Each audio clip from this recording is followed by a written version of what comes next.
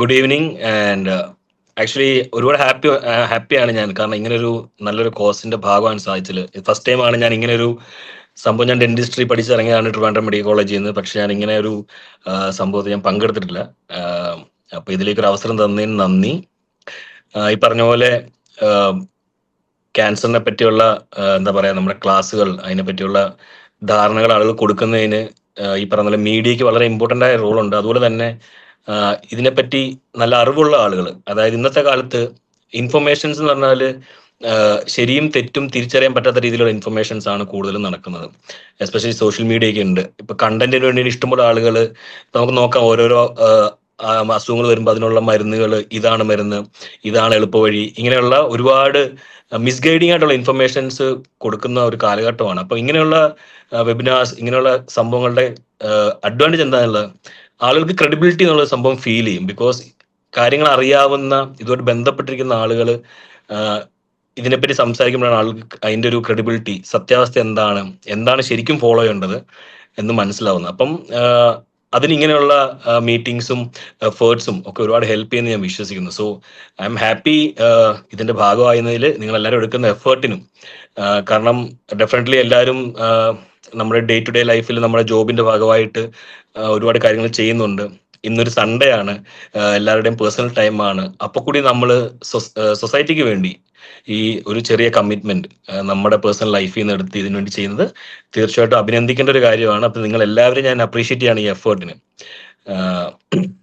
ഇപ്പം ബ്രസ്റ്റ് ക്യാൻസറിന്റെ കാര്യം പറയുകയാണെങ്കിൽ, ഇപ്പം ഇതിനു മുമ്പ് സംസാരിച്ച ക്യാപ്റ്റൻ പറഞ്ഞ അദ്ദേഹത്തിന്റെ ഫാമിലിയിലും എക്സ്പീരിയൻസ് ഉണ്ടായിട്ടുണ്ട്. എൻ്റെ ഫാമിലിയിലും അങ്ങനെ ഒരു എക്സ്പീരിയൻസ് ഉണ്ടായിട്ടുണ്ട്. എൻ്റെ ഗ്രാൻഡ് മദർ ബ്രസ്റ്റ് ക്യാൻസർ ഉണ്ടായിരുന്നു. അപ്പം അതും കുറച്ച് ലേറ്റ് ആയിട്ടാണ് ഡിറ്റക്ട് ചെയ്തത്. പക്ഷേ ഫോർച്ചുനേറ്റ്ലി അത് നമുക്ക് ട്രീറ്റ്മെന്റ് ചെയ്ത് അത് നന്നാക്കാൻ പറ്റി. അപ്പം ഇങ്ങനെയുള്ള കാര്യം അതുവരെ ഞാൻ മെഡിക്കൽ പഠിക്കുന്ന സമയത്താണ് കൂടി ഇതിനെപ്പറ്റി ഒരു ധാരണ നമുക്ക് ഉണ്ടായിരുന്നില്ല. കാരണം നമ്മൾ പ്രതീക്ഷിക്കുന്നില്ല ഇങ്ങനത്തെ സംഭവം നമ്മുടെ ഫാമിലിയിലേക്ക് വരും എന്നുള്ളത്. ഇന്നിപ്പം കോമൺ ആയിട്ട് എല്ലാ ഫാമിലിയിലും ഒരു കേസെങ്കിലും ഉള്ള രീതിയിലേക്ക് കൂടിയിട്ടുണ്ട് ഈ ക്യാൻസർ എന്നുള്ള സംഭവം. അപ്പൊ നമുക്ക് ആകെ ചെയ്യാൻ പറ്റുന്ന കാര്യം എന്നുള്ളത് ഏർലി ഡിറ്റക്ഷൻ ആണ്. അപ്പൊ അതിലേക്ക് ഇങ്ങനെയുള്ള കാര്യങ്ങൾ നമ്മളെ സഹായിക്കും. ഡെഫിനറ്റ്ലി ഇന്ന് സ്ത്രീകൾ ഒരുപാട് മുന്നോട്ട് വന്ന ഒരു സമയമാണ് നമ്മുടെ സൊസൈറ്റിയിൽ. പല മേഖലകളിലും വുമൺ എംപവർമെന്റ് നടക്കുന്ന ഒരു സമയമാണ്. ഇപ്പൊ ഞങ്ങളുടെ അമ്മ അസോസിയേഷനിൽ വിപ്ലവകരമായ ഒരു മാറ്റം നടന്നതാണ്. എല്ലാവരും ഹാപ്പിയായ ഒരു വലിയൊരു ചേഞ്ച് നടന്നതാണ്. അതിന്റെ തലപ്പത്ത് ഒരുപാട് സ്ത്രീകൾ വന്നു, അതിന്റെ മെയിൻ പൊസിഷൻസിൽ വന്നു. അപ്പൊ അതുപോലെ തന്നെ എല്ലാ മേഖലയിലും എത്തുന്നതിനൊപ്പം ഈ ആരോഗ്യ മേഖലയിലും കൂടി സ്ത്രീകൾ അറിവുണ്ടാകണം, മുന്നോട്ട് വരണം.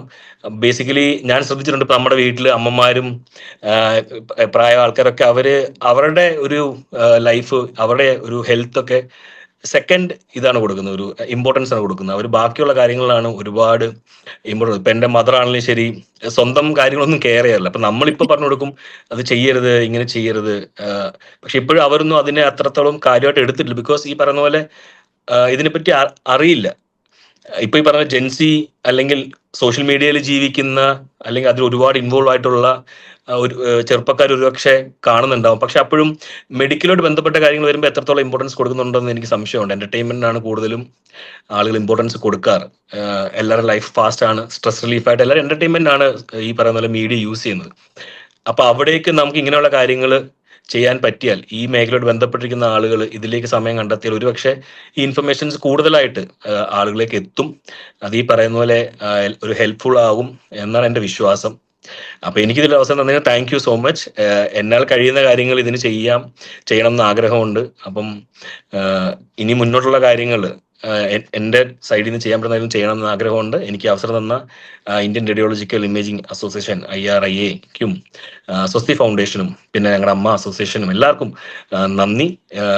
ഈ ഒരു എന്താ പറയുക, ഈ ഒരു ശ്രമം, ഈ ഒരു എഫേർട്ട് അതിന്റെ പൂർണ്ണ ഫലത്തിലെത്തട്ടെ, അതിനുള്ള എല്ലാ സംഭവങ്ങളും വന്നു ചേരട്ടെ എന്ന് ഞാൻ ആഗ്രഹിക്കുകയാണ്.